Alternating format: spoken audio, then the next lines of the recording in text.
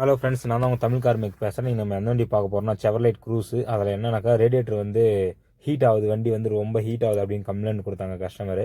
அதனால் என்ன பண்ணோம், ரேடியேட்டர் வந்து செக் பண்ணி பார்த்தோம். கூலண்ட் ஆயில் வந்து ரொம்ப கொஞ்சம் க்ரீனாக தான் இருந்துச்சு.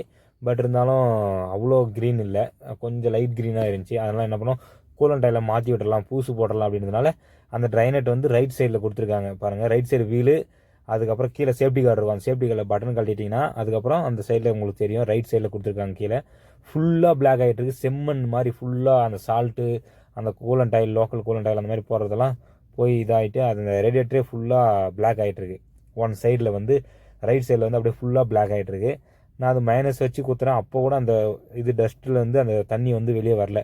நான் என்ன பண்ணேன், வாட்டர் வாஷ் கன் வச்சு அடிக்க ஆரம்பித்தேன்.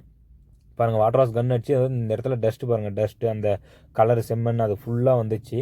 அதுக்கப்புறம் மேலே டேங்க்லேயும் நான் ஒரு டைம் எதுக்கும் தண்ணி அடிச்சிடலாம், ரேடியேட்டருக்கு இன்னும் கொஞ்சம் க்ளீன் பண்ணிடலாம் சுத்தமாக அப்படின்னு அந்த இடத்துலையும் அடிச்சு விட்டாச்சு. பாருங்கள், அந்த ரேடியேட்டர்லேயும் அடித்தேன், லைட்டாக கொஞ்சம் க்ரீனாக வரும். அதுக்கப்புறம் பாருங்கள், இந்த ஓஸ் டாப் ஓஸு, இந்த டாப் எல்போ டாப் ஓஸ் அது கழட்டின பாருங்கள். இப்போ தண்ணி கரெக்டாக அடிச்சும் போது அந்த இடத்துல ஏதோ ஒரு டஸ்ட்டு மாதிரி வந்து உழுது, இந்த மாதிரிலாம் இருக்கும். நீங்கள் ரேடியேட்டர் வந்து கூலண்ட் ஆயில் மாற்றும் போது எதுக்கும் சும்மா ஒரு ஜென்ரலாக ஒரு தண்ணி அடிச்சு விட்ருங்க.